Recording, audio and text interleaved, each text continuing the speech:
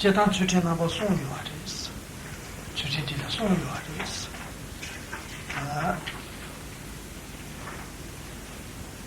소타치 주체야 지체. 아니 상주 선배 주체지 정신치 주체지. 아니 송하게 주체지. 소타치 상신 송하 송기다 근데 주체 송유화です. De façon générale, on distingue trois formes d'éthique, ou de moralité, d'éthique. Il y a l'éthique de la libération individuelle, l'éthique correspondant aux vœux de Bodhisattva et l'éthique des tantras.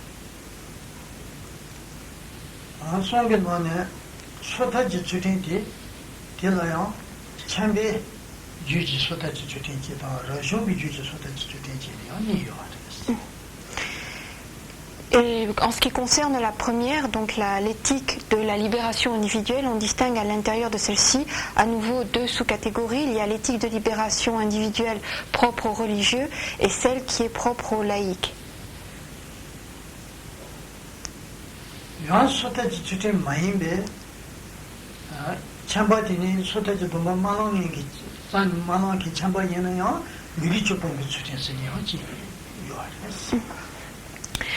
Mais on peut également considérer un autre type d'éthique qui ne correspond pas à un engagement l'engagement de la libération individuelle.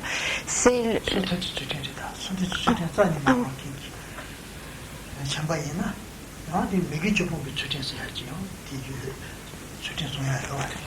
il y a une question.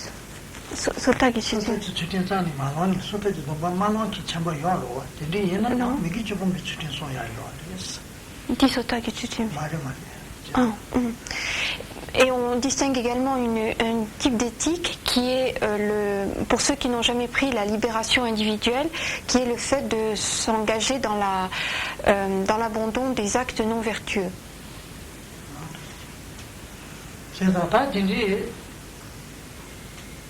jamba기 지르다 추진 용야디 진행을 가지랬습니다. jamba시 산에다 뒤출다 세다 소지게 소로나다 추진 시기요데 바람에다 대요하러와 다시 두기나다 jam바지의 추진 시야디 준생 지요하리스 준생 지요하리스 오랜라우티 말에 jam바시 뒤줄의 추진 시고야 될 공이 도스 용고야 될 준생 요하리스 Alors, dans l'enseignement des paramitas, donc des perfections transcendantes, il y a un ordre qui est toujours respecté à l'intérieur des enseignements donnés par le Bouddha.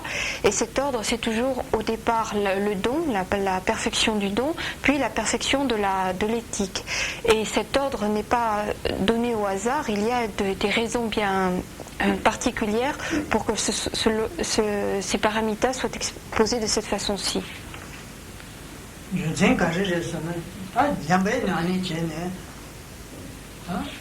딜은 잡을 남기다 몽시 용야 되지 가정이 시사해서 잠배 잡을라 몽시 용야지 저지 뭐래 아니 몽시 김에 pompa 용비어서 몽시 김에 pompa 하고로 봐 몽시 친구 인정 몽시 김에 pompa 몽시 지 pompa 유부트스레시 몽시 매양에서 몽시 지 pompa 제가 잠배 잡을때다 저지 뭐 몽시지 몇 폰봐 몽시 배부 요야 돼. 얘는 잠배는 아니 제제 추tin 아니 맞아봐 얘나 저지 뭐 딘르tin 토야 칼 가고 요야. 하다 미지오네 토야 가버리. 만 미손에 지리 추tin 마송이 얘나 미손에 지는 잠배 잡은 몽시지 미손이 되는 용그래 마도 지게 야 딘르tin에 취제하기 진진은 루트기로 말했어.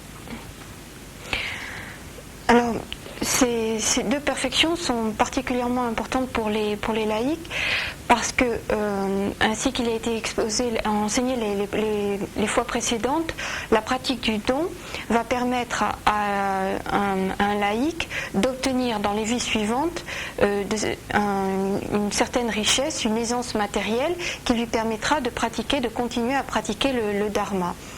Or, si effectivement cette pratique du don permet l'obtention d'un tel résultat, de jouir de telles richesses, elle ne détermine pas de façon automatique une renaissance dans l'une des voies d'existence fortunée, où l'être effectivement pourrait pratiquer le dharma. Et pour obtenir une telle renaissance, où l'on puisse continuer à pratiquer le dharma, il faut la pratique également de l'éthique, de la perfection de l'éthique. Sans la perfection de l'éthique, eh bien la personne renaîtra dans des voies d'existence infortunées, comme par exemple les enfers, où la jouissance de richesse ne lui permettra pas du tout de pratiquer le dharma. Donc c'est pourquoi il est important d'avoir les deux.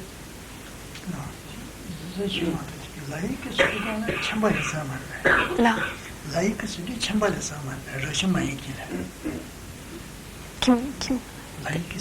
Là.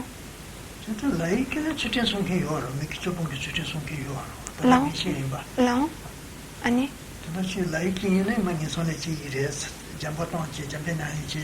C'était ma machine. C'était ma son qui là. Non. Non. Non. Non. Non. Non.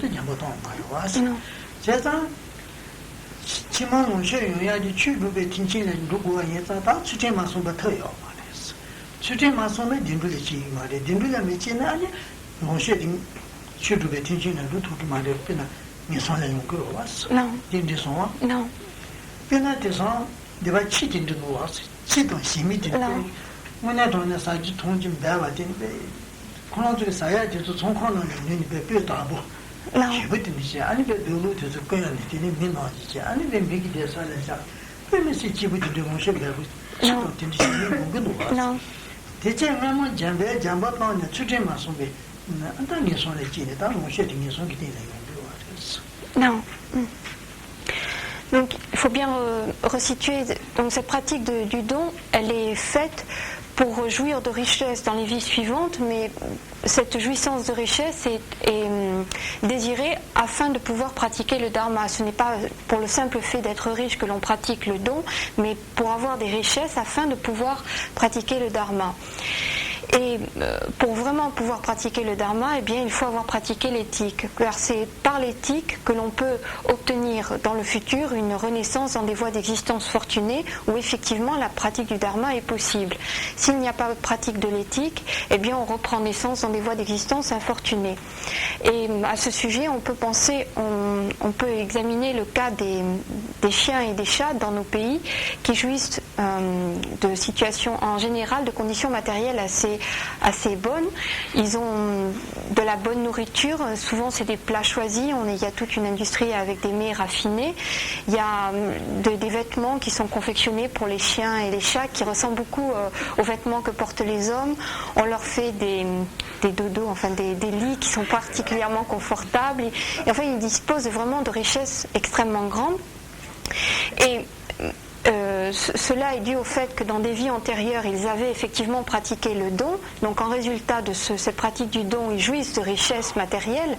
Mais comme ils n'ont pas pratiqué l'éthique, eh bien, ils ont repris naissance dans ce que l'on appelle communément une des voies d'existence infortunée, celle des animaux.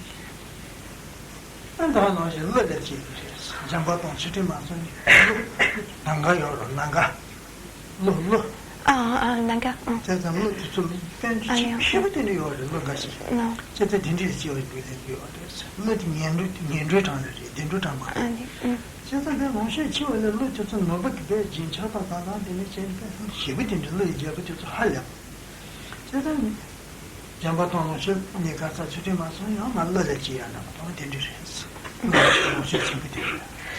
On dit également que lorsque l'on pratique le don sans pratiquer l'éthique, eh bien on risque de reprendre naissance parmi les nagas. Alors ce sont des êtres aquatiques qui jouissent de richesses fabuleuses, qui sont les gardiens de trésors, de joyaux extrêmement précieux, très, très beaux, ils jouissent de richesses extrêmement précieuses.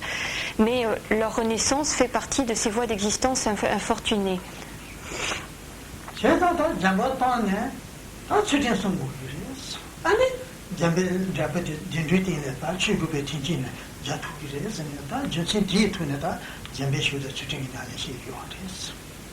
Donc, ayant pratiqué le don, on va ensuite pratiquer l'éthique qui permettra d'obtenir une renaissance parmi les voies d'existence fortunées.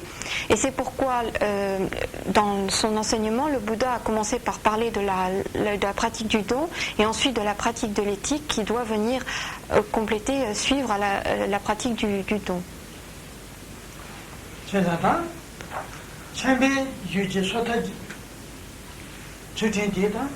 Guinegi nomba seyaji, chambe Guinegi nomba seyaji linji waris. Lema yena sotaji chutiri iris. Guinegi nomba ti. Guinegi sa chunsepe. Kimba. Chamba. Guinegi seyaji chambe juji. Chamba kirowa. Chamba kitini Guinegi dune Guinegi nomba lingi yena.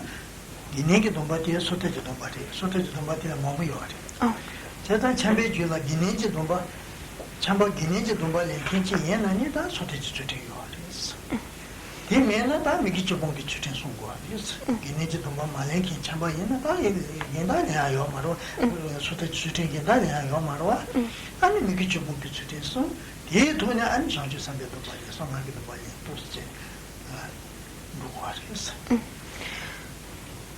Donc la première chose, disons les premières étapes sont déjà de prendre les vœux de Upasika les vœux d'Upasika, c'est-à-dire de fidèles laïcs, ou bien alors au minimum de prendre les engagements d'abandonner les actes non vertueux.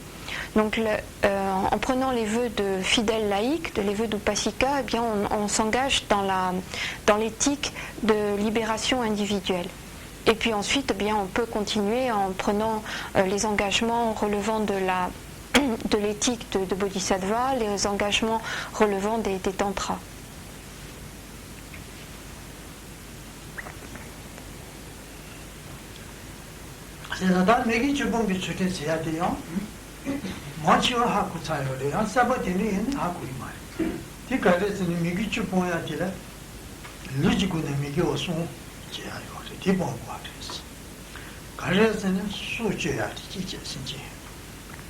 마신바 렘바스 고마고야 티지지 로버링 와스 로인 티지지 내가 로버링 와스 티지지 제송디 루지고는 디바사 아미교사야 기송리 티지 오늘 주든지 송과레스 루지고는 송 티지지. Alors, lorsque l'on parle de l'éthique qui consiste en l'abandon des actes non vertueux, cela désigne plus particulièrement l'abandon des 10 actes non vertueux. Ces 10 actes non vertueux, il y en a 3 qui se rapportent au corps, 4 à la parole et 3 à l'esprit. Donc les 3 relevant du corps sont... les 3... Non. Donc les 10 actes non vertueux sont les 3 par rapport au corps, les 4 par rapport à la parole et les 3 par rapport à l'esprit. Les 3 par rapport au corps désignent le fait de prendre la vie d'un être vivant, le fait de voler ce qui ne nous appartient pas, de voler ce qui n'a pas été donné et de prendre ce qui n'a pas été donné. Et le troisième point, de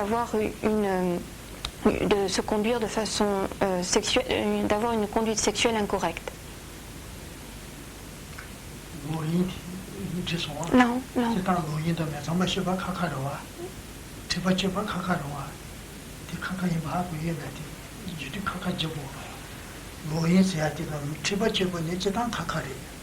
Non, non.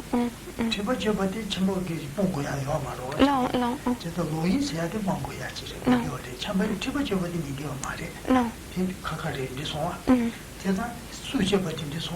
Oui. Le troisième point, c'est pas vœu de chasteté, c'est conduite sexuelle incorrecte. Hein. Non.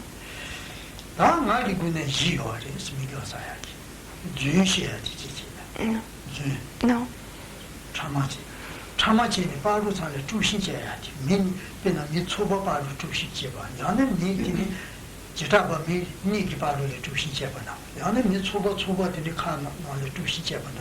mi tempo di mi tempo soyaki 제네 주시제 지와로와 tempo di mi tempo soyaki 토시제 지와로와 주시제지 진짜소마 이제 참아지 이제 참아지 안에 되는 다 치조 마워서 아니 얘기 메가야기 얘기 신의 뇌야기 치티니 같이셔야지 치조 마워서 담바 이내라 점바 이내라 과제 미 메가야지 시에나 다디 치조서지 치조고스 그 진시에 이내라 담바시에 이내라 과제 미 신의 베강이 동나요야 신의 메가야지 야기 지 되는 같이 시에나 되는 치조 마워서 아니 나체스니 아니 대다 자니 맹이 지키다 지 슈도발라 바트체킹 바체체킹 나네레 바체체킹 나네체야라데 바체체킹 간종만종게 개천 다 본리스 제네 네포트 코와인지 스기도아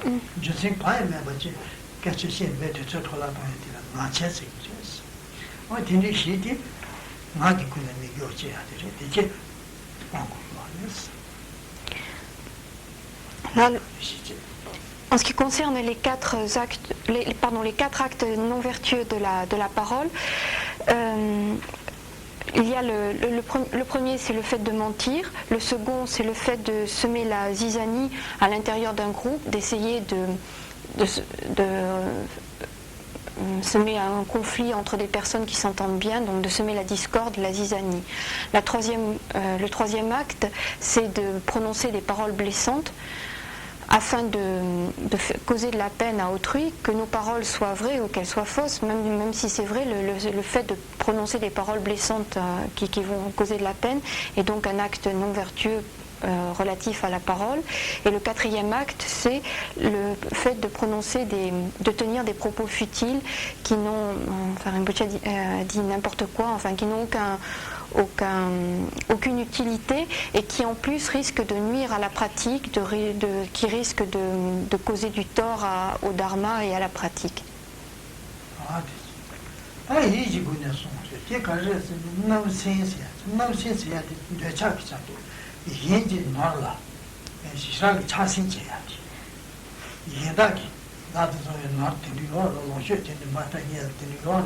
진리를 잡아진 자신제들이 나는 정말 삼남지 나는 내리지 정말 삼남지 너무 신세하다디 총관 친구 듣는 누구에는 너무 신대 영향이 있는 것이라요. 자라나면 만들어야 한다면 통부로 하단지 나는 내가 만들어야는 게 뭐가 되고 항상 미래고 디모랑 부부자고 안디 그리모랑 초거라고 사디 디모랑 파라 아마라고 마음이 고야 기틴데 버치네. 소같이 붙는 것도 안 납세요. 납세시다. 나나 자신제 받으셨어. 내 자기 잡도 지셨어.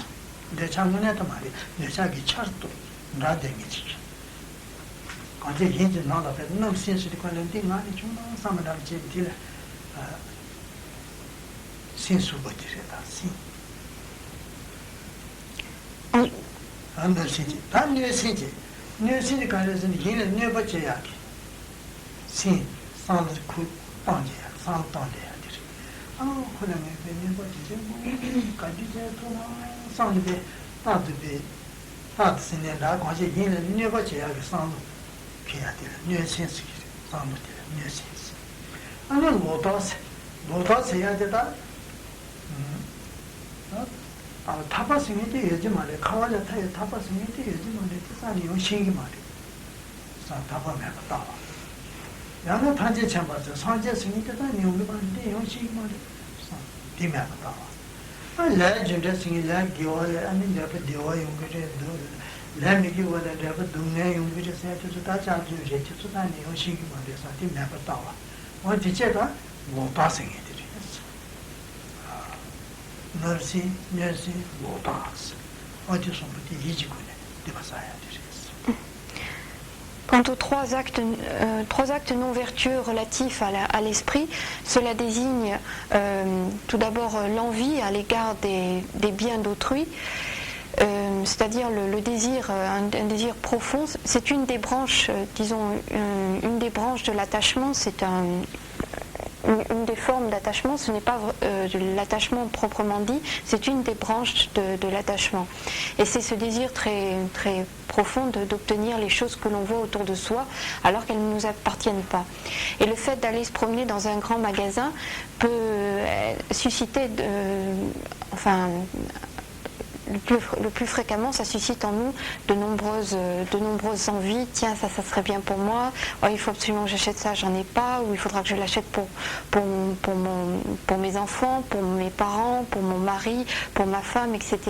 Et le fait d'aller dans un magasin et de voir tous ces biens devant nos yeux va susciter beaucoup d'envie. Alors cette envie de posséder des biens qui ne nous appartiennent pas est considéré comme un des actes non vertueux relatifs à l'esprit.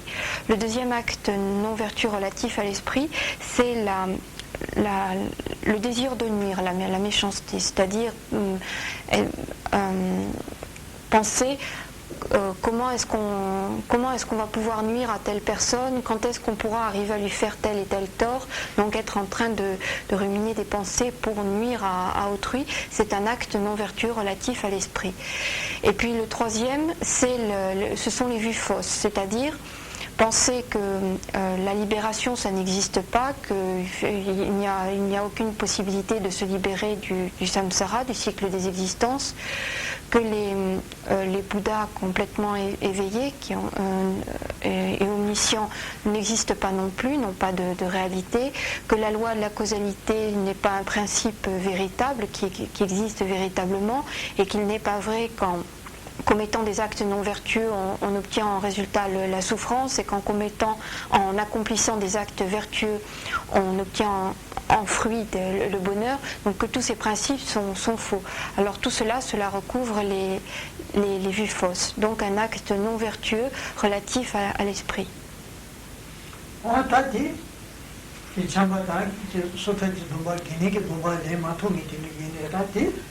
어토도 송제디 추팅디 야부지 나네 만제나 산주 산베 추팅 디딩의 성능 그 추팅이야 요 말이었어.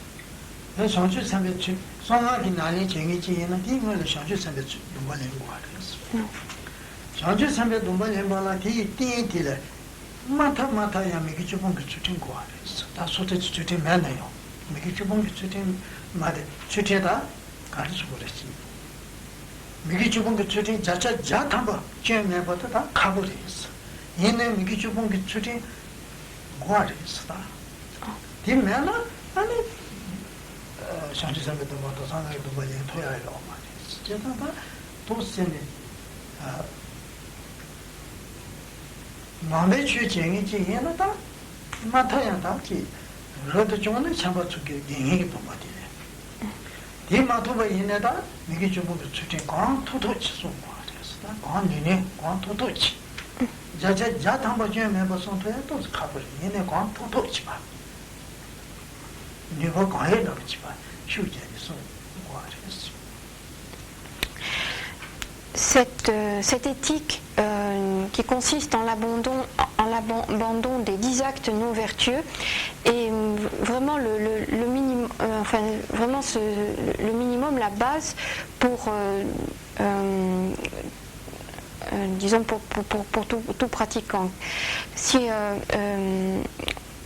il est effectivement difficile d'arriver à respecter à 100% les engagements que l'on prend lorsque l'on dit que l'on va abandonner ces 10 actes non vertueux. Il est effectivement difficile de le respecter complètement.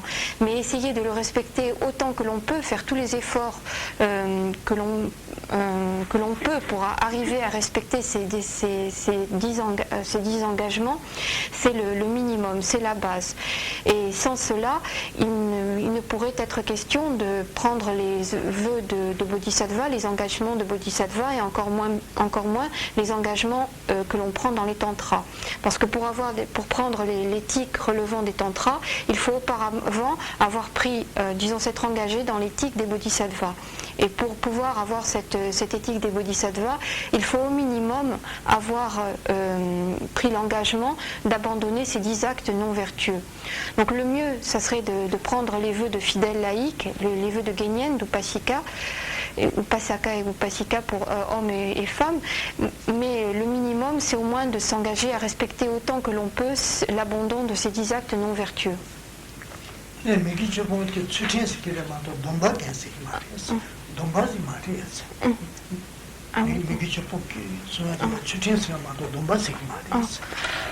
Alors, en ce qui concerne l'abandon des 10 actes non vertueux, on ne parle pas de vœux et d'engagement, mais d'éthique. On commence à parler de vœux et d'engagement, il faudra vérifier dans la transcription par la suite. En ce qui concerne l'abandon des 10 actes non vertueux, on parle d'éthique et non pas de vœux et d'engagement. On parle de vœux et d'engagement à partir du moment où on devient fidèle laïque, on prend les vœux de fidèle laïque. C'est à partir de ce moment-là seulement qu'on peut parler véritablement d'engagement et de vœux.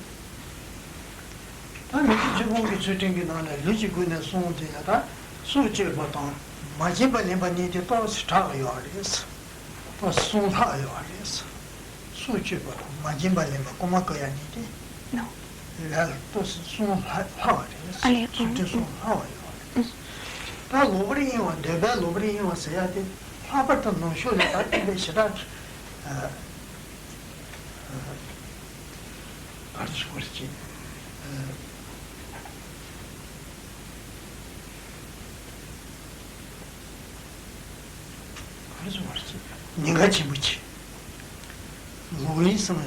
Louis.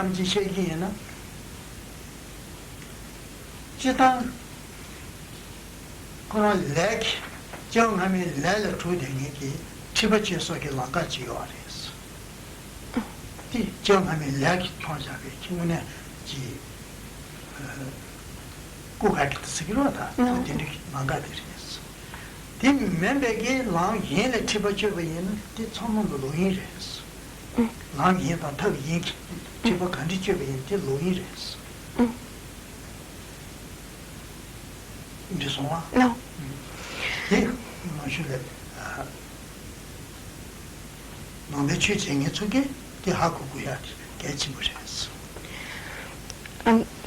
Donc en ce qui concerne le fait de pouvoir arriver à abandonner totalement ces actes non vertueux, on a dit qu'il était difficile de le faire de façon complète. Il fallait faire de son mieux. En ce qui concerne les 3 premiers actes, c'est-à-dire les actes relatifs au corps, le fait de ne pas prendre la vie, le fait de ne pas voler, ce sont des actes qu'il est quand même relativement aisé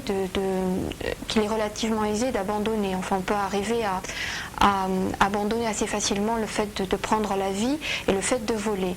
En ce qui concerne le 3e, c'est-à-dire le fait d'avoir une conduite sexuelle incorrecte, c'est un point qui est beaucoup plus difficile à garder, surtout en Occident. Et alors, dans les textes, il y a, disons, différentes catégories de rapports sexuels qui sont considérés comme incorrects et que donc une personne qui s'engage dans la voie du dharma, un bouddhiste, devrait essayer d'abandonner parce que cela représente un acte corporel non vertueux et qu'il serait bon d'essayer de l'abandonner. Alors parmi les différentes définitions qui sont données, on dit notamment que le fait d'avoir un rapport sexuel par les endroits qui ne sont pas naturels constitue une pratique sexuelle incorrecte. Il faut le fait de ne pas procéder par les voies naturelles.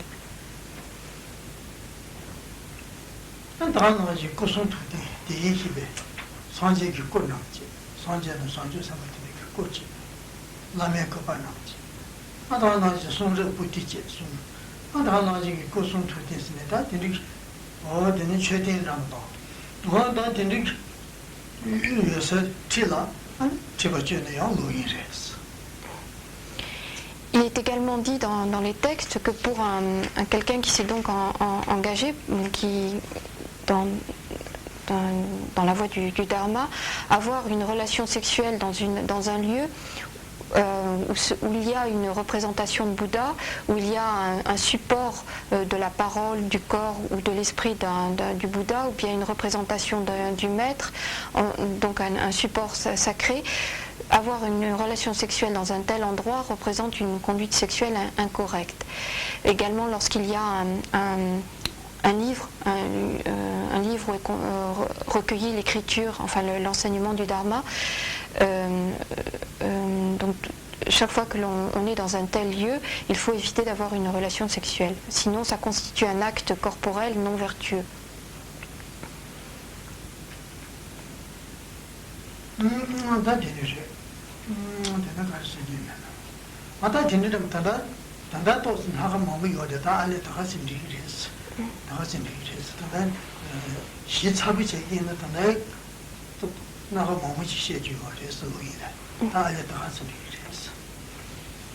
Il y a donc différentes situations, il y a encore beaucoup d'autres situations qui sont exposées dans les textes et qui déterminent le fait qu'une conduite sexuelle soit correcte ou incorrecte. Alors on va rester là pour ce soir, enfin pour aujourd'hui.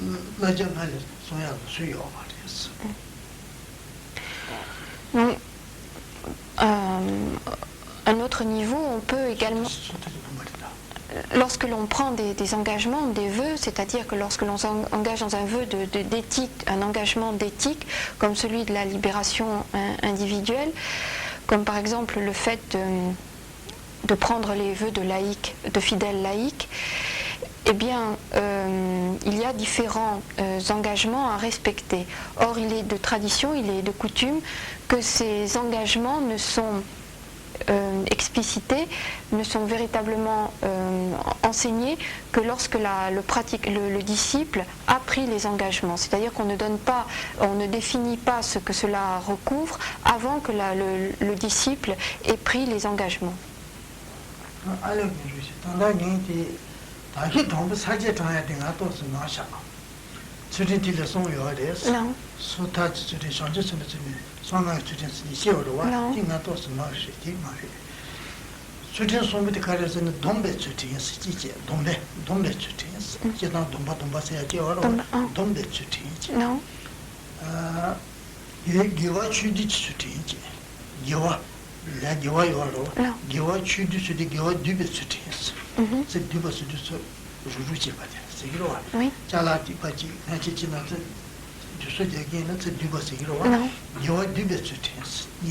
Non.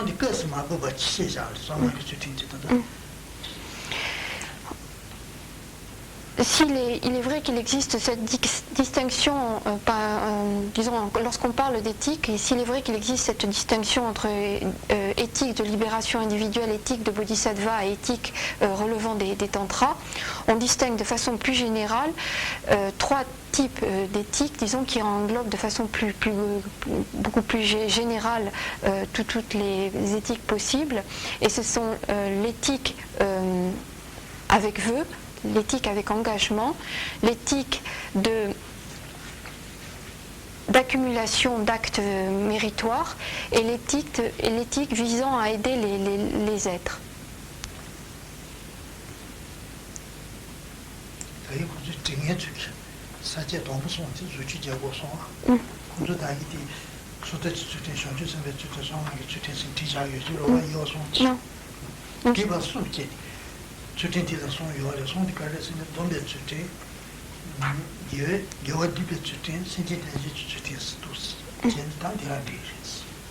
Donc par la suite, lorsque l'enseignement sera retranscrit, il vaudrait mieux que l'on place au départ cette division beaucoup plus générale, beaucoup plus globale.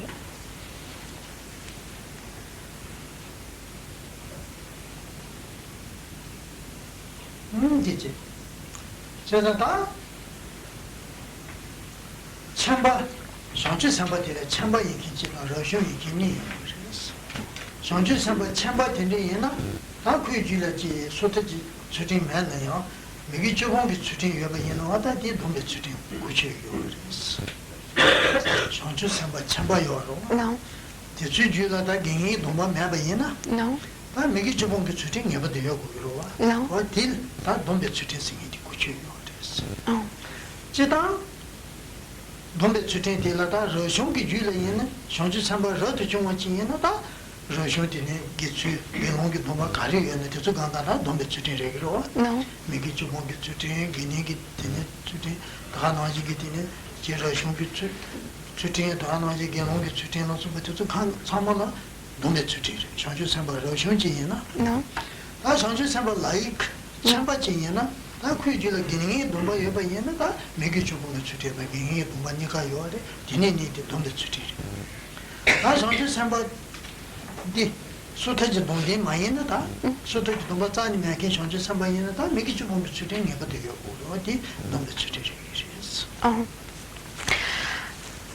Lorsque l'on parle de bodhisattva, d'êtres promis à l'éveil, d'êtres qui ont développé la pensée d'éveil, eh bien on distingue les bodhisattvas, ceux qui s'engagent dans la voie des bodhisattvas, on distingue parmi eux les laïcs et les religieux. Alors lorsqu'il s'agit d'un religieux qui s'est engagé dans la voie des bodhisattvas, dans la pratique des bodhisattvas, il fait partie de ceux qui ont l'éthique des vœux, l'éthique des engagements, puisqu'il a déjà en lui les vœux, il a des vœux de religieux, il a les vœux de bhikshu, de moines ordonnés, ou bien il a des vœux de novice au minimum. Donc il fait partie de ceux qui ont l'éthique de vœux d'engagement. Et lorsque l'on parle d'un laïc qui s'est engagé sur la voie des bodhisattvas, il n'est pas obligatoire qu'un laïc ait pris les engagements de libération individuelle. Il n'est pas obligatoire qu'il ait pris les engagements de fidèles laïcs. Mais il a au minimum en lui cette éthique de l'abandon des 10 actes non vertueux. Et de ce fait, dans la mesure où il s'est engagé dans la voie des bodhisattvas, même s'il est laïque, on dit également, et même s'il n'a que cette éthique des 10 actes, d'abandon des 10 actes non vertueux, on dit également qu'il a une éthique relevant des engagements.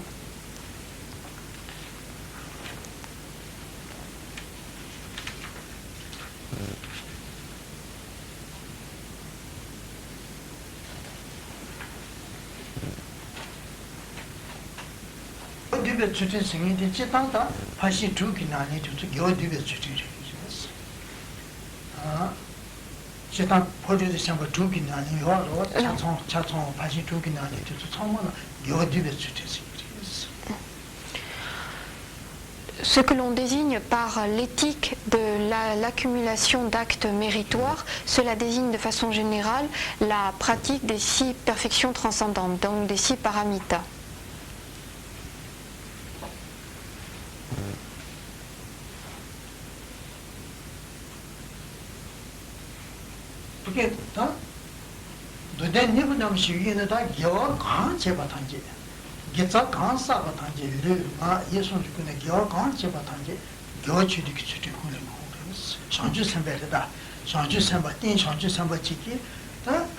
lunga ki gyo khandi chi seba yina lunga yi songi tsangma da gyo dibe tsuti res.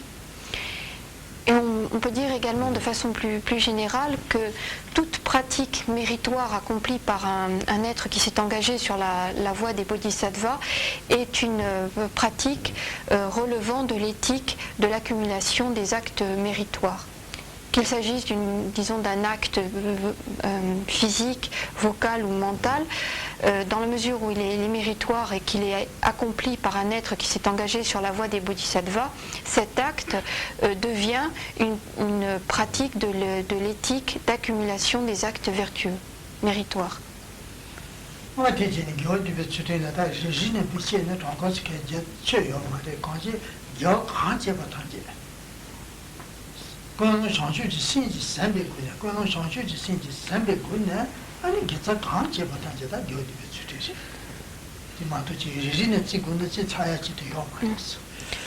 Alors il serait pratiquement impossible de donner en détail chaque acte qui pourrait être inclus dans cette éthique de l'accumulation des actes méritoires, parce qu'on n'en finirait jamais.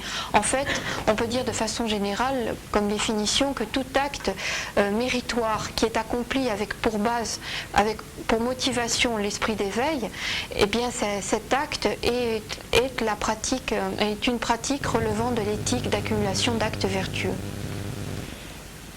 Dans son bas, c'est une tension, c'est une c'est dans nos maisons que nous avons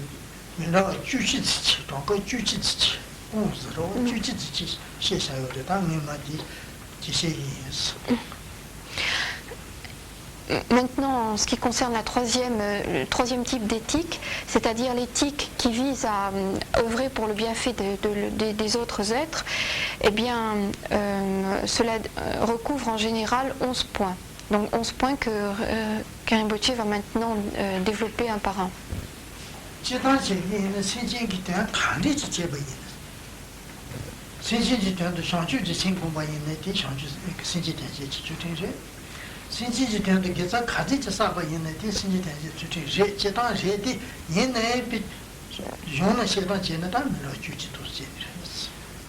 Bien sûr, on peut donner comme définition générale que tout acte qui est accompli avec pour motivation l'esprit d'éveil et qui vise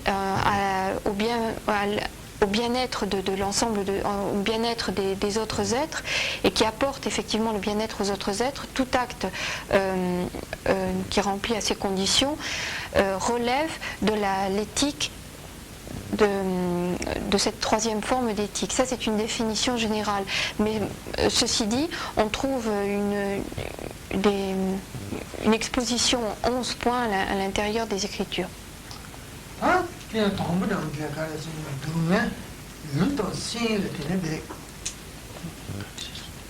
Qu'est-ce qu'il y a? C'est moi qui frotte.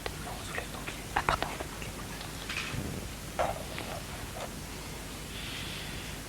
Le temps c'est le bec donc il y a des luttes donc dans c'est donc il y a des qui c'est tout ce qui est à tirer c'est tombé tu sais que non est tombé le temps c'est donc il y a qui c'est qui aura lutte donc dans c'est donc chimbu il y a des qui c'est qui aura tu sais le robot qui a tiré c'est tombé.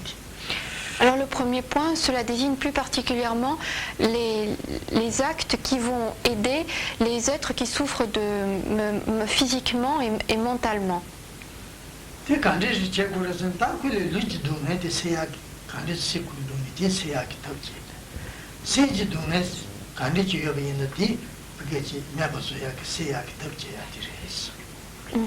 Donc cela désigne plus particulièrement la méthode que l'on va utiliser, enfin les efforts, les moyens que l'on va développer pour essayer de remédier à ces souffrances physiques et mentales qui accablent les êtres autour de nous.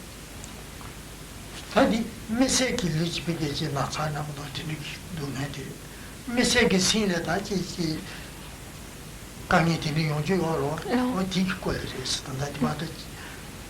mais c'est qu'il dit mais c'est que c'est du métier à tirer c'est dans qui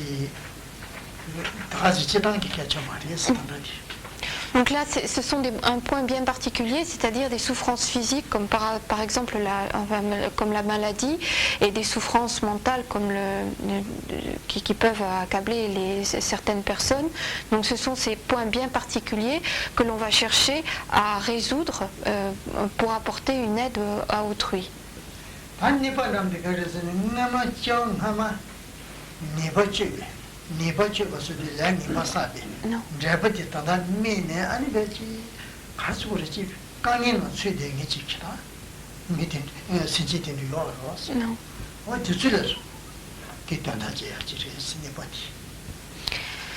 Le deuxième point, c'est le fait d'aider tout particulièrement les êtres qui souffrent actuellement en résultat, qui souffrent actuellement parce que dans des vies antérieures, parce qu'auparavant, ils avaient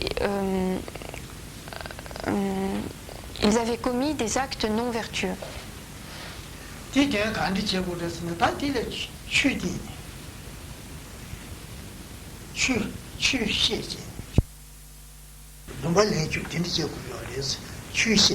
Non.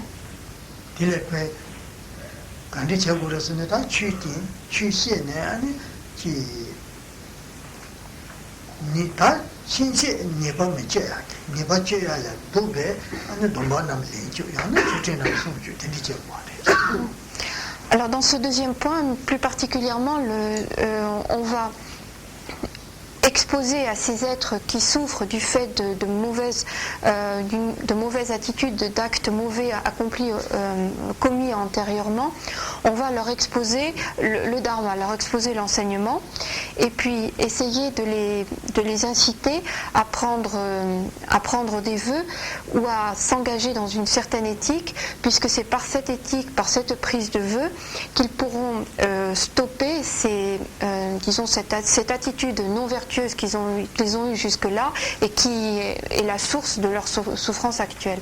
Donc leur exposer la loi, l'enseignement du Bouddha, également inciter ces êtres à avoir une attitude qui permette de stopper les actes non vertueux qu'ils ont accomplis jusqu'à présent.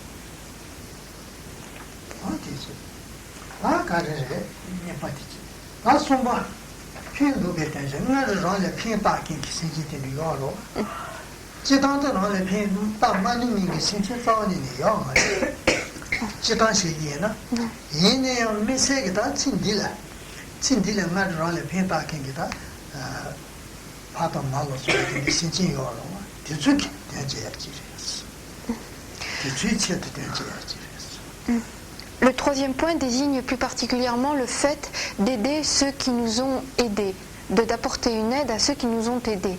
Alors, c'est vrai que de façon générale, l'ensemble de tous les êtres a fait quelque chose pour nous. Chaque être nous a aidés à un moment ou à un autre dans cette vie ou dans une autre.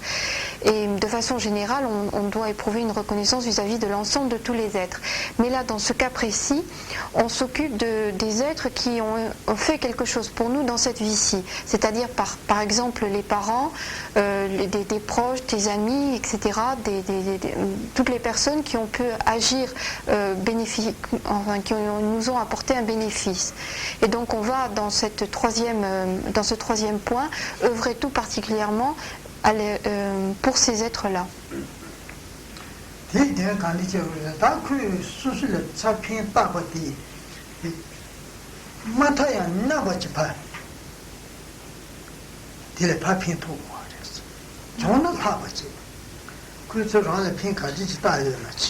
Non.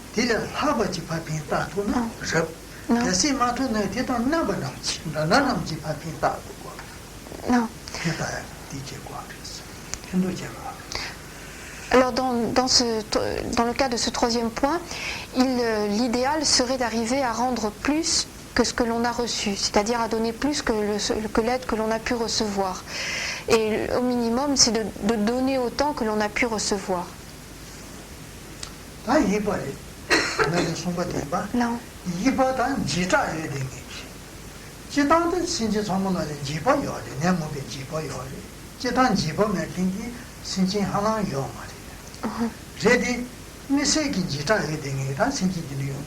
Non. 나다 친구들 니다 친구에 대한 게 신신들이 다 대적이 된 지도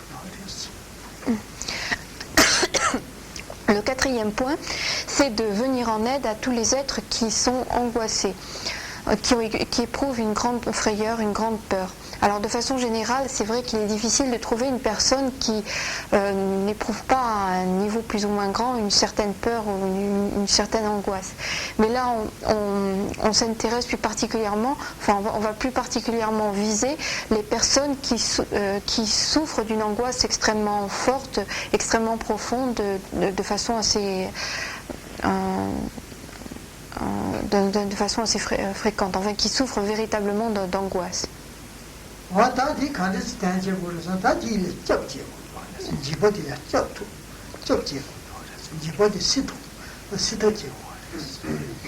Alors dans ces cas-là, on va chercher à apporter une protection, à apporter un refuge à ces personnes qui ont peur.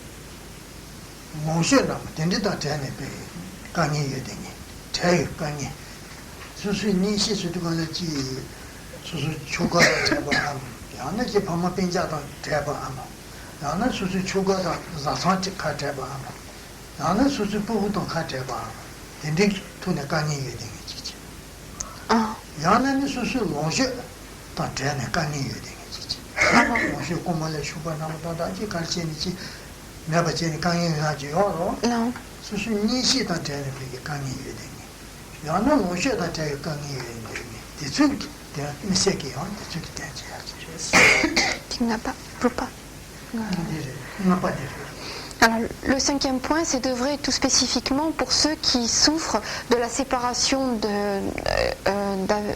d'avec des êtres, d'être séparés d'êtres proches, d'êtres qu'ils aimaient beaucoup, ou bien qui souffrent de la séparation, d'être séparés de leur richesse, de leurs biens matériels.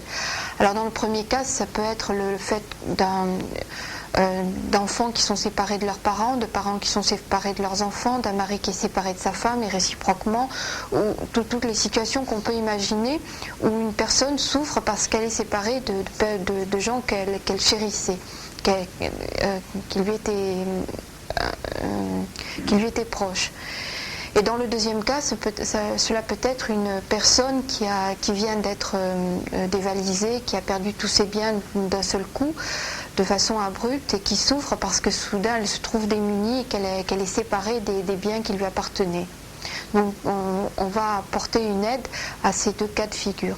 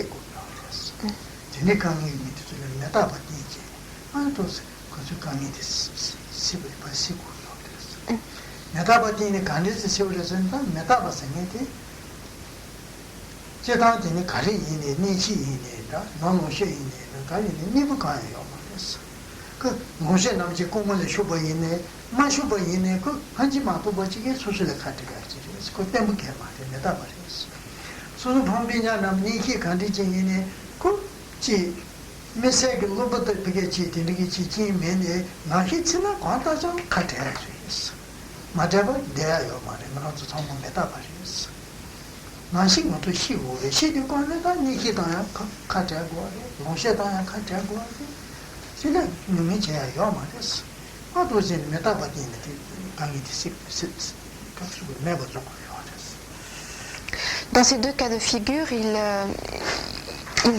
est bon de parler à ce moment-là à la personne de l'impermanence, de rappeler que tous les phénomènes sont impermanents, que les richesses, il arrivera un moment de toute façon où il faudra s'en séparer, qu'au moment de la mort, on sera séparé de ces richesses, qu'il en est de même avec nos proches, avec ceux que nous aimons, on ne pourra pas toujours rester éternellement à leur côté, et que de toute façon il y aura un moment où l'on devra se séparer. Donc rappeler ça pour essayer disons, d'aider la personne à mieux vivre ce moment, à souffrir moins de cette séparation.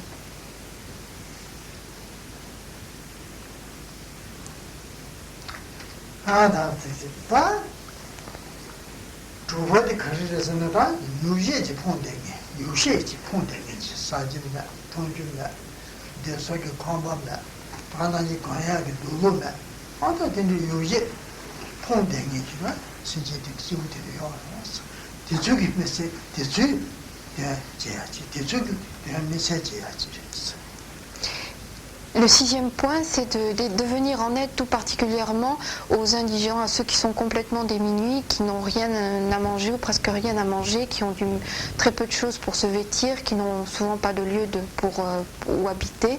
Donc venir tout particulièrement en aide à ces personnes qui sont complètement démunies.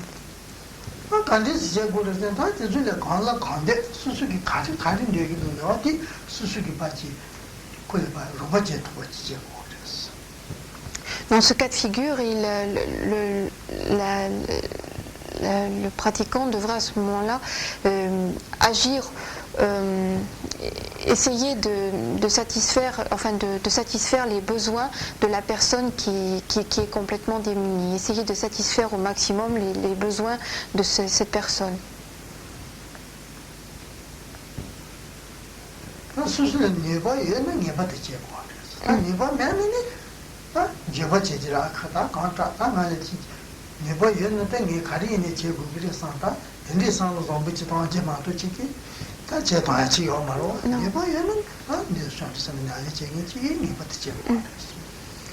Pour ceux qui s'engagent dans la voie des bodhisattvas, s'ils ont les capacités financières, c'est-à-dire s'ils ont la possibilité effectivement d'aider ces personnes démunies, il est bon de faire autant qu'ils le peuvent, d'agir autant qu'ils peuvent pour venir en aide à ces personnes démunies.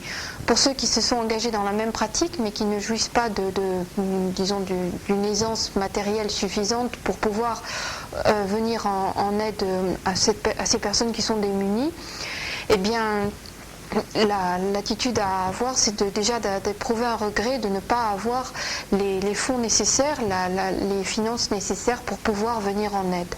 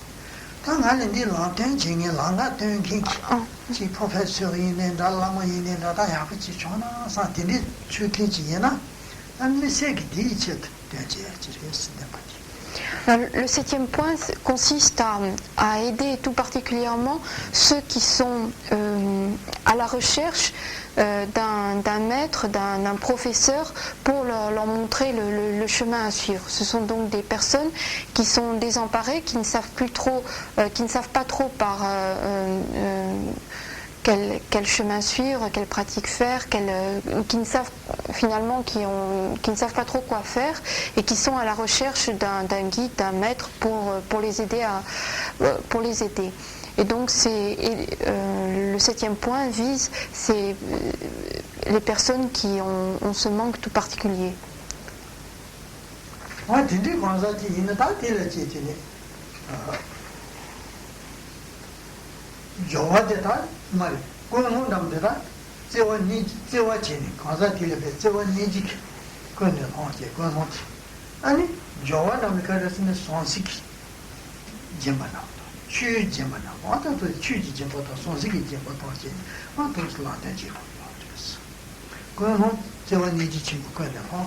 지우들다 니지 산니지 거냐 Non.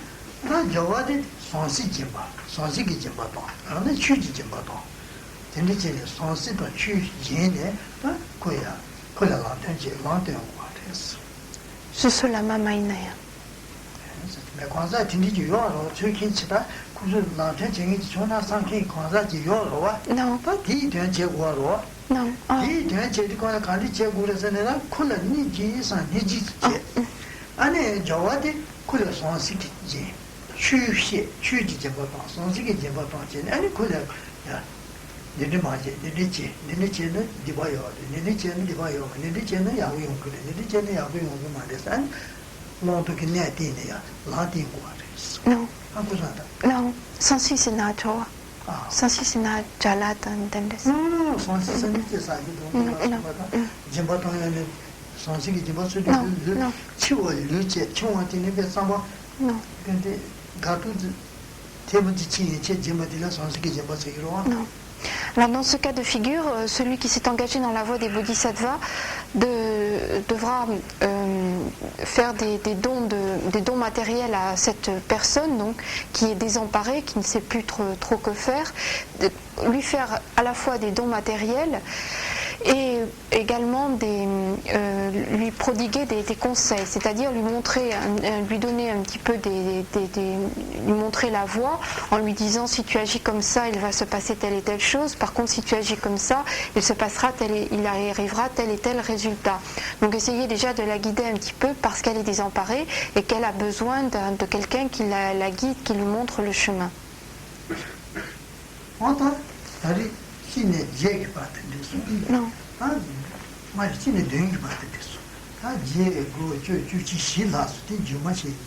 Non.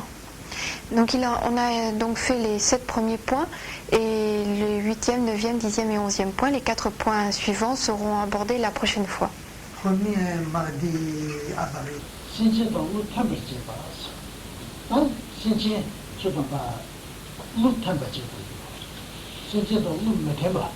신진기 상추단 대화진 이게 봐. 신진기 가진 얘기는 딜레딘이 적지 초고 내대 버지는 재미지잖아. 신진 쪽에 과로 관대 이게 지 과로 쪽에 대화단 타니까 못해 봐. 전부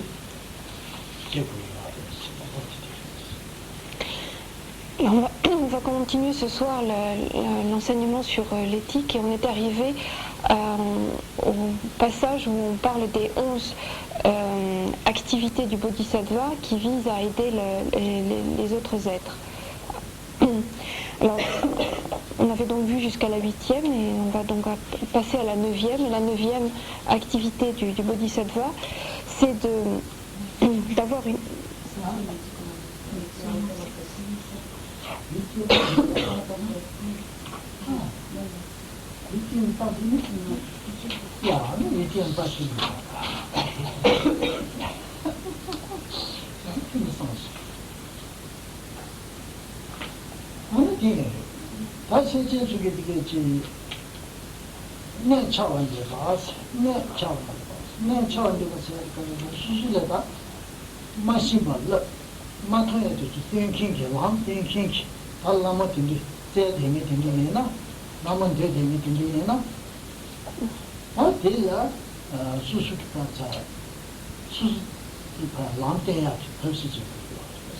Qui sont ça? Non.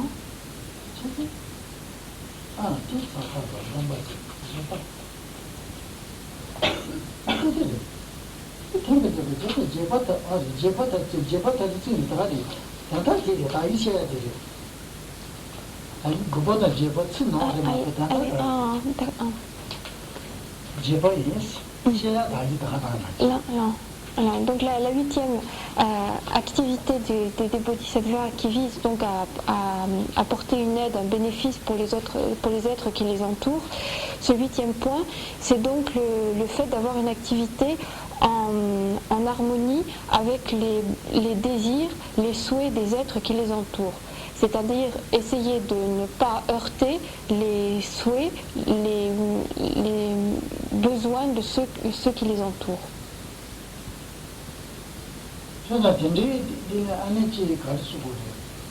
가져 여버든지나 정치상부터 가지고 그랬지. 정치상부터 같이 쉬고 나지. 정치상부터한테 시비지기 샤미 상이라고 봤는데 그치. 까툴러냐 되네. 세대니 까툴러냐 되네. 되네. 샤나무 되네. 짠이 상이 되네. 얘는 난 신지 되네기는 샤산적인 신지 되네다도 야 샤나도 사진도 맞게 난 가자는 그거는 난 거야.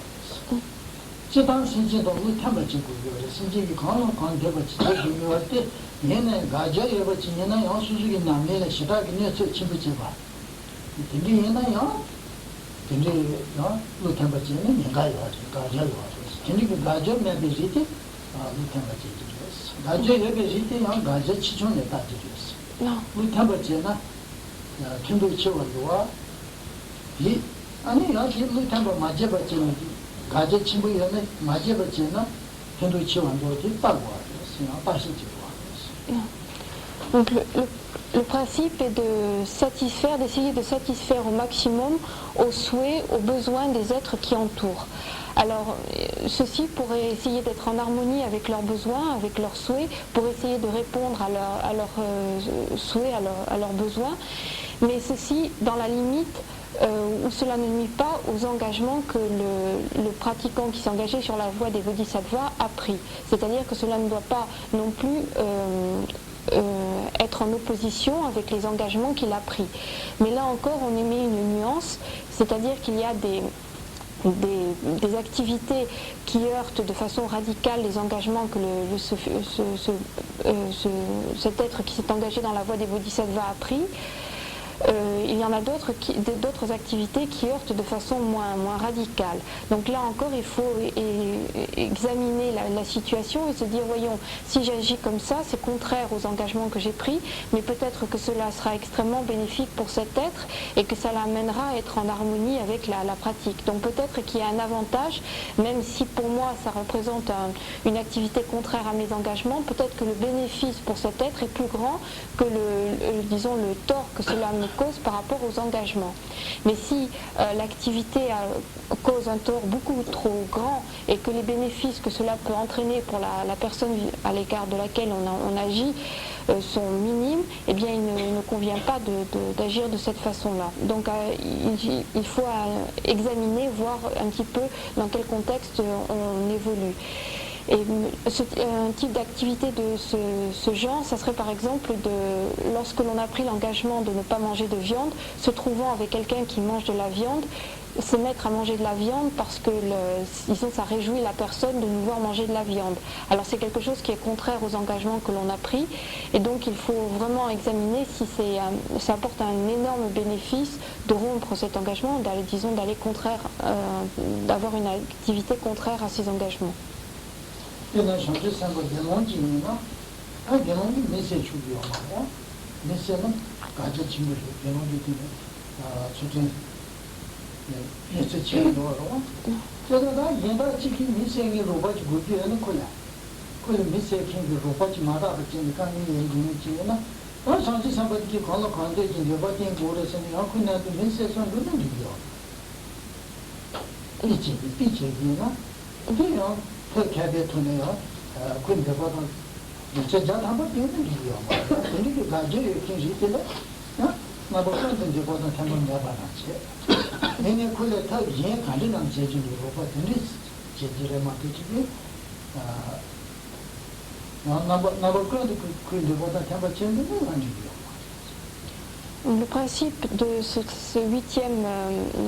le principe dans ce huitième point, c'est d'essayer de satisfaire tous les besoins des êtres qui nous entourent.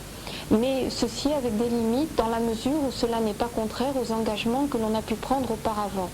Par exemple, si c'est un pratiquant, enfin un religieux, donc un moine qui est entré dans la vie religieuse, qui entre sur la voie des bodhisattvas, il a donc parmi ses engagements le fait notamment de ne pas prendre la vie. C'est là un engagement important parmi les engagements qu'il a pris. Et s'il rencontre une personne dont le souhait unique c'est de rencontrer quelqu'un qui puisse l'aider à accomplir un meurtre, Il ne s'agit pas, disons, d'aller avec elle, d'accomplir ce meurtre uniquement parce que c'est le souhait de cette personne et que l'on a pris, disons que dans notre attitude, on souhaite répondre à tous les souhaits des personnes, parce que à ce moment-là, ça serait totalement contraire aux engagements que l'on avait pris au départ.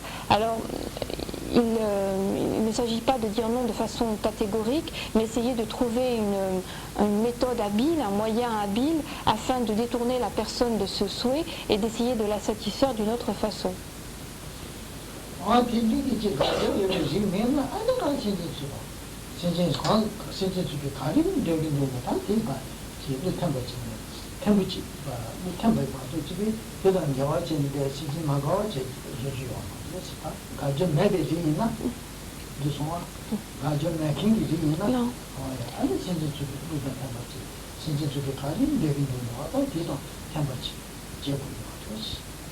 Donc chaque fois que ce souhait n'est pas contraire aux engagements que l'on a pris, il s'agit donc de répondre aux souhaits des personnes qui nous entourent, et on va souhaiter répondre aux souhaits, satisfaire les souhaits des personnes qui nous entourent afin de les réjouir, puisque le but c'est de leur apporter un aide, donc de les réjouir.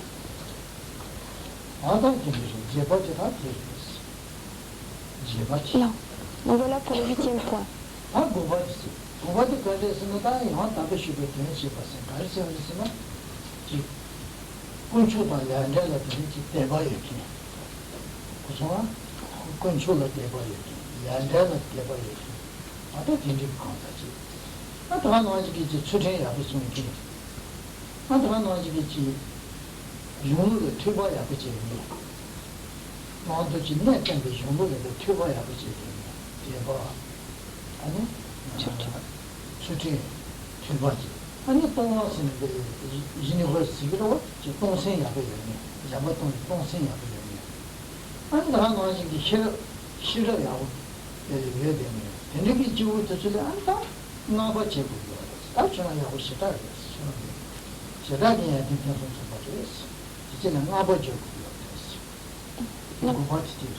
Ne pas se nature. Je sais pas.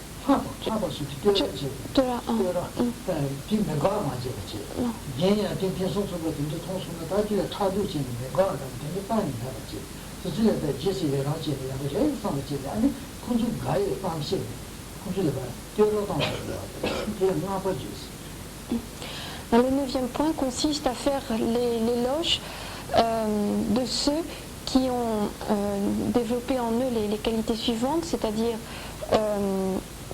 soit ce sont des êtres qui ont une foi très grande à l'égard des 3 joyaux, ou bien une foi très grande, une confiance très grande à l'égard de la loi de la causalité, ou bien ce sont des êtres qui ont une éthique très bonne, ou bien ce sont des êtres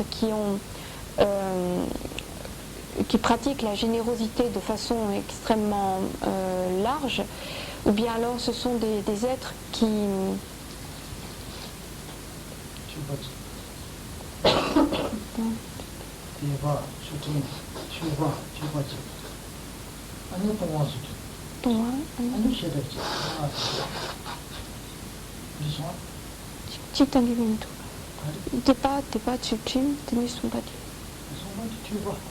Alors, bien, ce sont des personnes qui ont écouté de nombreux enseignements, qui ont eu une écoute extrêmement grande des enseignements, ou bien alors ce sont des personnes qui ont développé une grande sagesse vis-à-vis de la vacuité.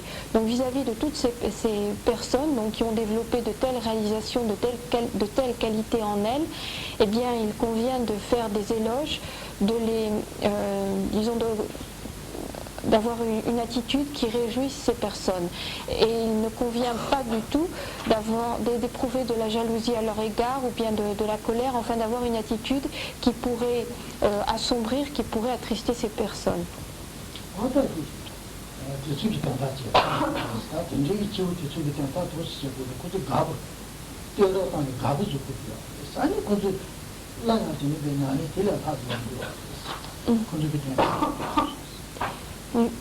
le principe, c'est donc de réjouir ces personnes par les louanges que l'on va prononcer par rapport à elles.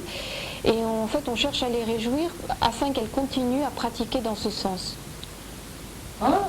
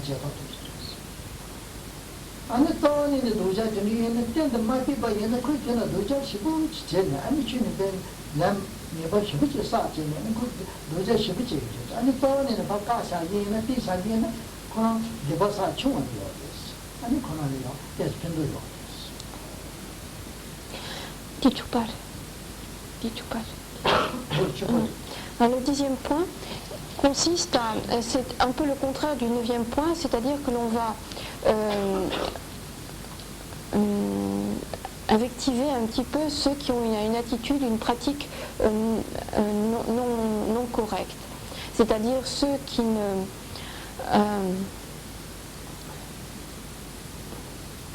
pas de foi confiante à l'égard des trois joyaux, ceux qui n'ont pas de foi confiante à l'égard de la loi de la causalité, ceux qui ne respectent pas les engagements de l'éthique, ceux qui n'écoutent pratiquement pas d'enseignements, qui n'en ont jamais écouté ou qui les écoutent très peu d'une oreille distraite, ceux qui ne pratiquent pas la générosité, qui ne sont jamais prêts à donner quoi que ce soit, ceux qui n'ont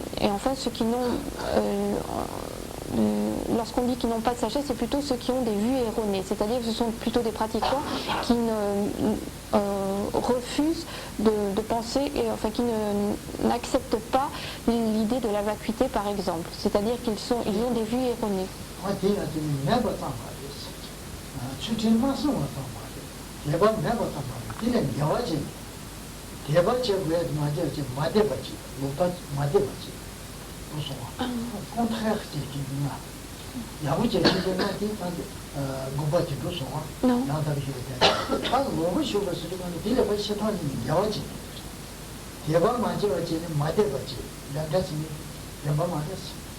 본주 스매데 담바만데스 본도진 여제 대바 슈팅 퇴바 동화 실력지 나부지다가 여제 좀 여제 Donc pour résumer, ce sont ceux qui ont une attitude tout à fait contraire à celle qu'on a vue dans le 9e point, à l'égard de la foi, à l'égard de l'éthique, à l'égard du don, à l'égard de l'écoute et à l'égard de la sagesse. C'est-à-dire ils ont une attitude totalement contraire à ceux dont on faisait la louange au niveau du 9e point. Alors ces personnes donc, qui pratiquent de façon incorrecte, eh bien on va chercher à les un petit peu à les punir, à essayer de les remettre un petit peu vers une pratique correcte.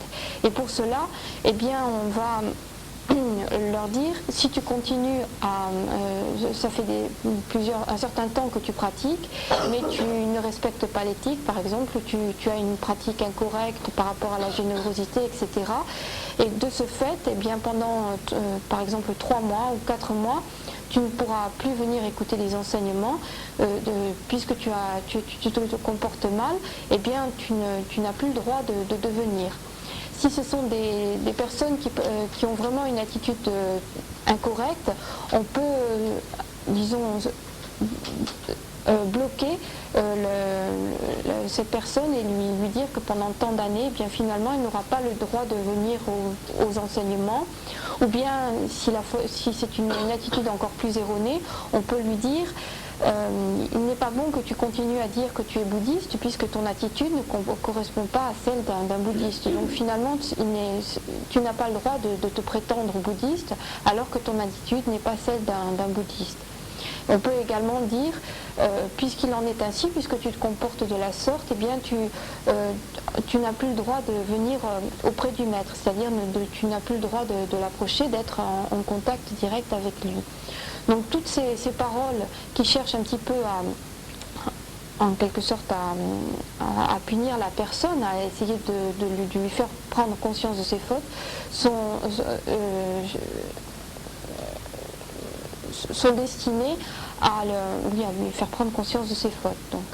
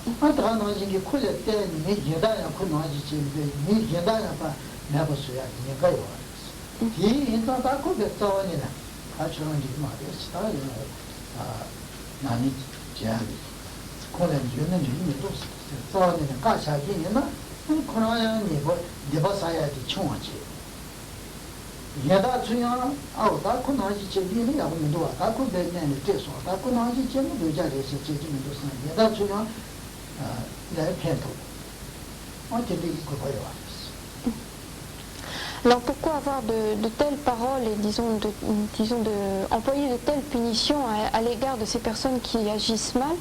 Eh bien, lorsqu'il s'agit de punitions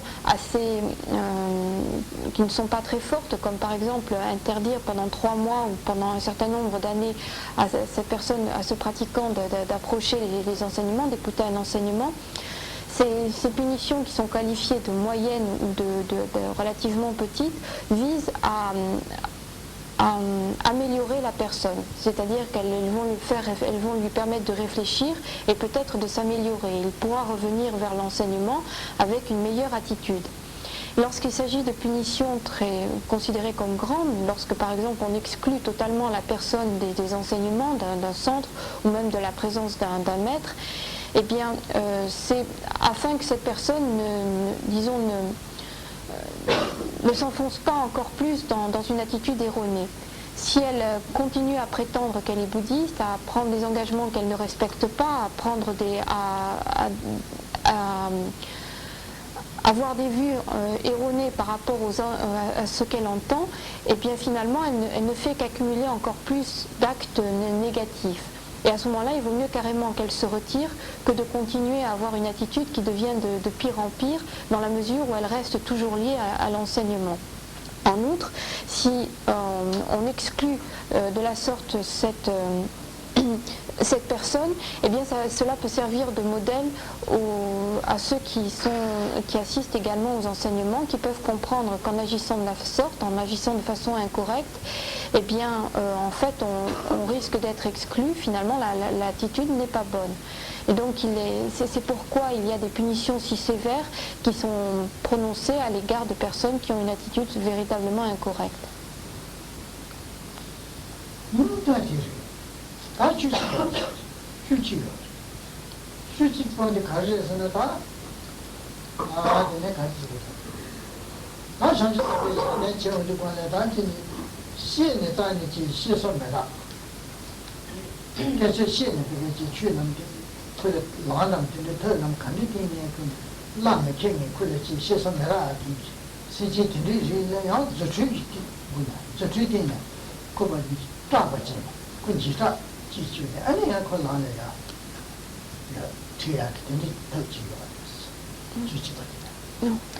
Quant au 11e point, il s'agit pour celui qui est entré sur la voie des bodhisattvas d'utiliser des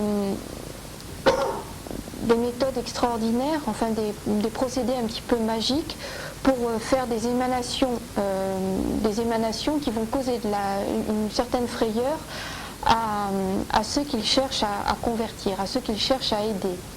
Alors il y a des fois où le simple fait d'exposer la loi ne suffit pas. La personne à qui s'adresse le bodhisattva reste tout à fait imperméable à ce qu'on va lui dire, et le simple fait de parler n'est pas suffisant.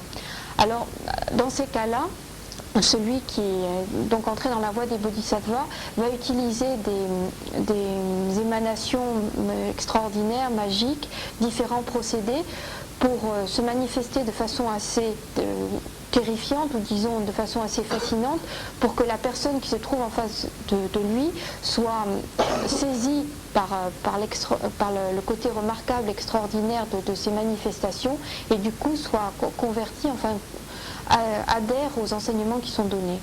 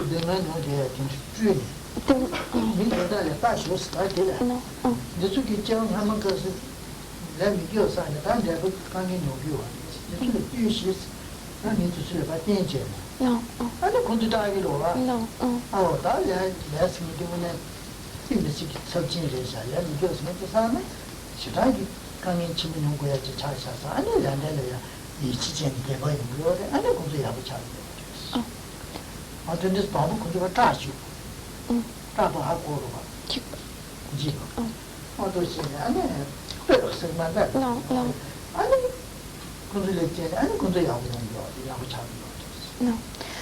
Par exemple, une des méthodes, disons un des moyens magiques que peut employer le bodhisattva, c'est émaner devant lui comme une partie des enfers, avec des êtres qui sont en train de souffrir. Et ensuite, à l'auditoire auquel il s'adressait, il va dire regardez ce qui se passe dans les enfers, quelles sont les souffrances dont souffrent les êtres, qu'est-ce qui attend les êtres qui ont accompli des actes négatifs. C'est parce qu'ils ont agi de façon négative dans leur vie passée qu'actuellement ils souffrent de la sorte de façon si atroce dans les enfers. Et en émanant ainsi cette partie d'enfer devant l'auditoire, eh bien l'auditoire est saisi de frayeur et à ce moment-là, il va croire à la loi de la causalité, comprendre qu'en agissant mal, il subira des souffrances de telle sorte et ainsi sera convaincu de la véracité de l'enseignement donné par le Bodhisattva.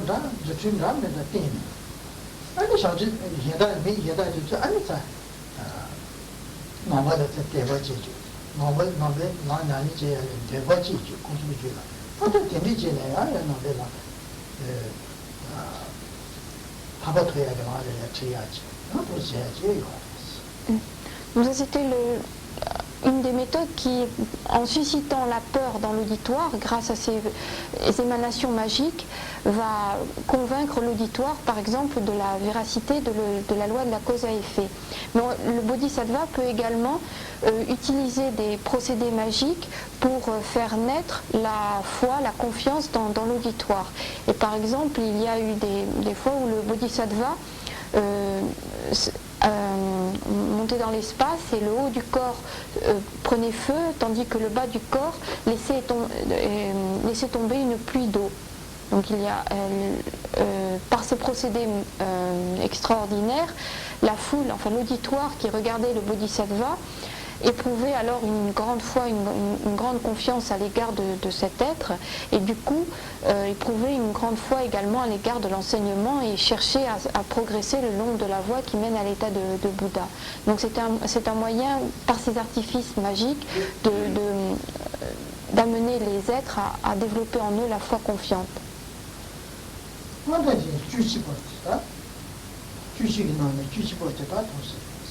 Donc ça c'est pour le 11e point.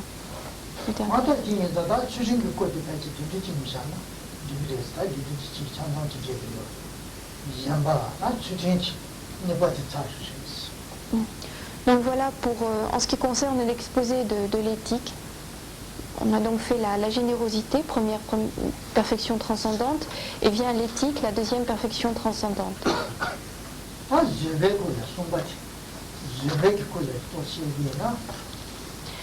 Et on va maintenant passer à la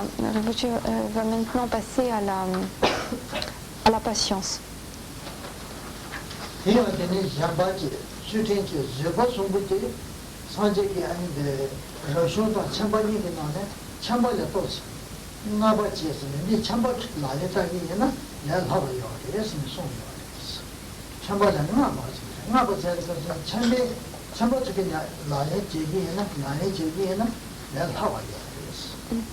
Donc ces trois premières perfections transcendantes, ces trois premières paramitas, on dit qu'elles sont plus aisées pour le laïc qui va s'engager sur la voie des bodhisattvas. On peut s'engager sur la voie des bodhisattvas quand on est entré dans la vie religieuse ou bien lorsque l'on est encore laïque. Et ces trois premières paramitas sont plus aisées, donc pour un laïc, ce sont les plus aisées.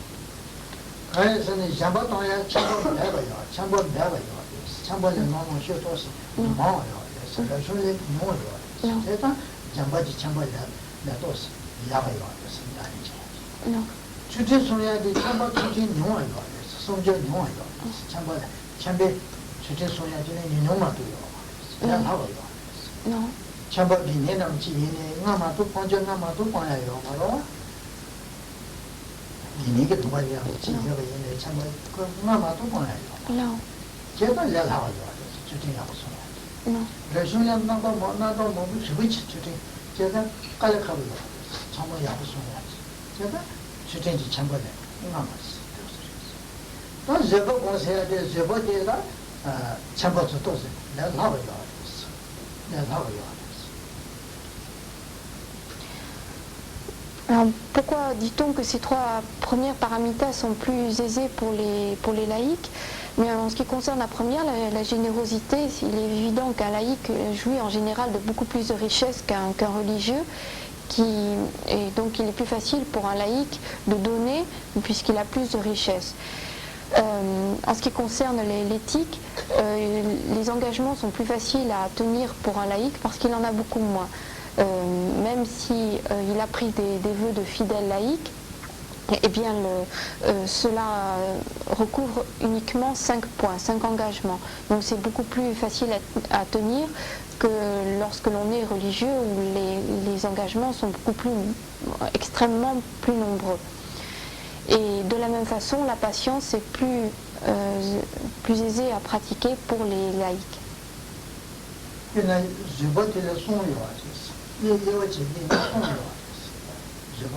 Non. 제가 비노네티 기 참고주기다 지 송게나네다 가르쳐 그러시 지자마도 나네 제마도네 리뷰하겠어 니지 마를 쇼미나네 제고야 그래서 제가 송게나네 송가 차차와 나네 제야기 러셔주기 그랬어 Non. 참고주기 되는 지암니 되는 나네 어제나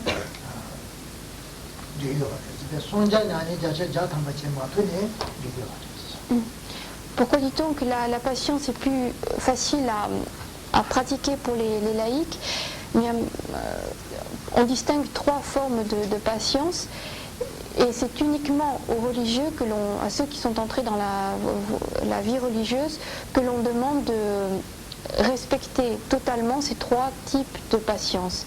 Mais à un pratiquant laïque, on demande uniquement de respecter soit une, soit 2 s'il peut, patience. On ne lui demande pas de respecter les 3 patiences. Donc de ce fait, il est plus aisé pour lui de respecter de mettre en pratique cette paramita de la patience. Puisque pour lui, cela recouvre quelque chose de moins large. 이나 카싱이 잠발에 세디 거야. 잠바디를 손샤니 손시기 잠바디 잠바 또스야다요. Non. 아니 내집에 쩌지 잠바도 되네 가로지. 추지 잠바.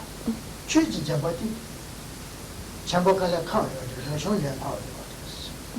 다가나지 내집에 쩌지 잠바도 추지 잠바니디 저쇼 또스야다요. 잠바 카요. 상식이 잠바디 잠바 연하요.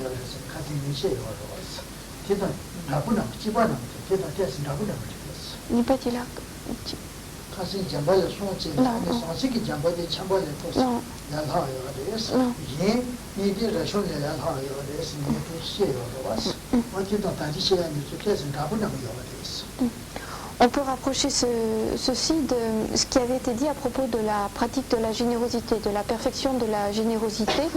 On avait distingué 3 types de générosité, de pratique du don. Et la première, c'était le don de tout ce qui est matériel, je crois, on avait traduit comme terme de don matériel, et celle-ci était beaucoup plus aisée à pratiquer pour ceux qui sont laïcs, alors que les 2 autres formes de pratique du don, le don de protection et le don du dharma, sont plus aisés pour quelqu'un qui est entré dans la vie religieuse.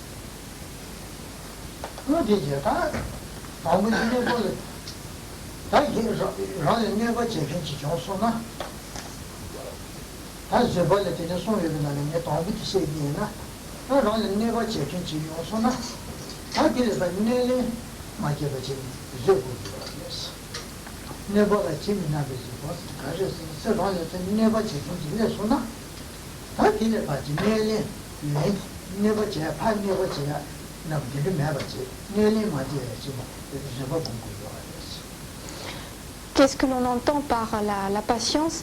Bien, la patience, c'est ne pas...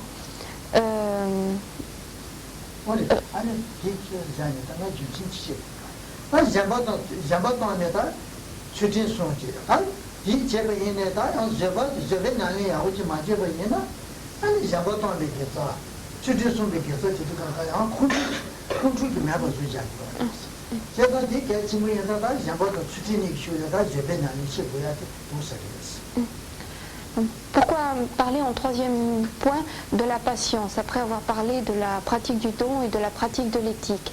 Eh bien, si l'on n'a pas développé en soi la patience, tous les mérites que l'on a pu accumuler par notre pratique du don et notre pratique de l'éthique risquent d'être totalement détruits par une colère qui apparaîtrait en nous parce que nous n'avons pas développé la patience. Et c'est pourquoi, après l'exposé de la pratique du don et la pratique de l'éthique, on passe à l'exposé de la pratique de la patience.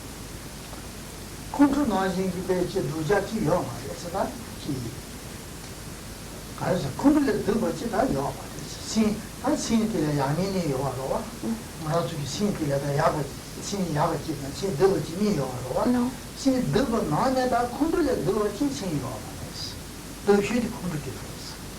Il n'y a rien de pire que la colère qui peut se développer en nous. Notre esprit peut avoir un état positif ou un état négatif. Et parmi les états d'esprit négatifs que l'on peut développer en nous, l'état de colère, la colère est ce qu'il y a de pire.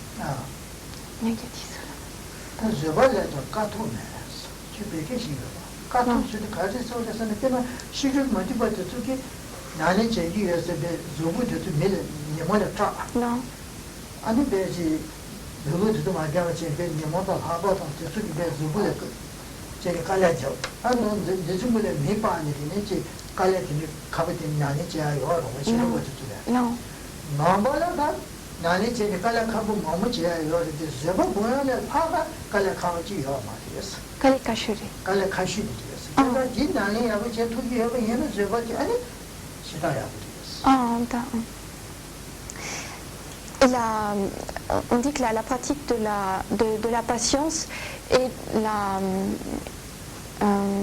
la pratique la plus ardue. De façon générale, la pratique du dharma n'est pas quelque chose d'aisé, mais par la pratique de la patience, eh bien, une fois que l'on a réussi à développer en soi la patience, eh bien, on a franchi l'obstacle le plus gros. Il n'y a pas de pratique plus dure que la pratique de la patience. Dans d'autres religions, par exemple dans l'hindouisme, il y a différentes pratiques ascétiques extrêmement dures, extrêmement difficiles, comme le fait de s'immoler, de se brûler, de rester sans manger, etc. Mais tout cela, cela n'est rien comparé à la pratique de la patience. C'est beaucoup plus difficile. Et une fois qu'on a réussi à développer cette pratique de la patience, eh bien, il n'y a plus de difficultés insurmontables dans la pratique même du dharma.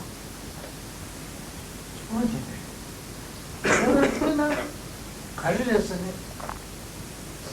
콘투디베 도시티베 시다게 도자 예방 가르쳤으니 뭐라든지 내 교화제는 나는 아버지 세하게 내 교화제 죽기나 나체를 비자 나체는 Non, 나체하고 누에 non, c'est moi. 아니 콘투디베는 미래 미바야 미래 Non, 제가 나체는 미진 바이에나 나체가 시작이로 와 non. 아 나체가 매부주기로 와 아, 나중에 콘도 노자지 콘도 잡고 지내서는 나중에 겨우가 매부주자 아게 기타가 매부주자 아고서 Non, c'est ça. 겨우에 나차를 제가 나차랑 무슨 뜻이 좀 없어요 나차시 포해 Mais, 제가 겨우에 나차를 비자 non, 매일 비자 non, 아 콘도 노자에다 가지고서는 나차게 노래 미치바이에는 나차가 시작이로 와 미디기 아 나중에 콘도 노자지 사소는 다도지 사소는 나중에 겨우지 처음에 내버리자 non. Alors, on dit que la colère est ce qui peut arriver de pire parmi les états les états d'esprit négatifs. Et on compare tous les actes vertueux que l'on a pu accumuler auparavant, donc tout ce karma positif que l'on a pu accumuler auparavant, à une forêt, et la colère au feu qui en quelques instants peut détruire cette forêt, peut complètement la brûler. 근데 민지세기나 그런 민세게 되면 미겨지 이게 맞아 경 연다술에 그 내버지 경 연다술 그 정도지 그 민세벨에 미겨지 그런 민세벨에 미겨지 이래로 맞지 내가 연다술 그 내버지 아 그것도 잡지 사서는 그런데 가르쳐 그러지 과자 뒤에다 아니지 경 연다 가지고 이제 처음 맞게 내버지 정도 Si l'on prend la vie d'un être, eh bien cet acte négatif va déposer en nous un karma négatif. Mais ça s'arrête là, il y a un karma négatif qui est déposé. Alors que lorsque l'on se met en colère, le fait de se mettre en colère va non seulement déposer un karma négatif, mais va en plus attaquer va détruire tous les actes, tous les karmas positifs qui avaient pu être déposés sur le courant de conscience. Donc ça détruit tout ce qui était bon, tout le bon que l'on avait pu développer auparavant.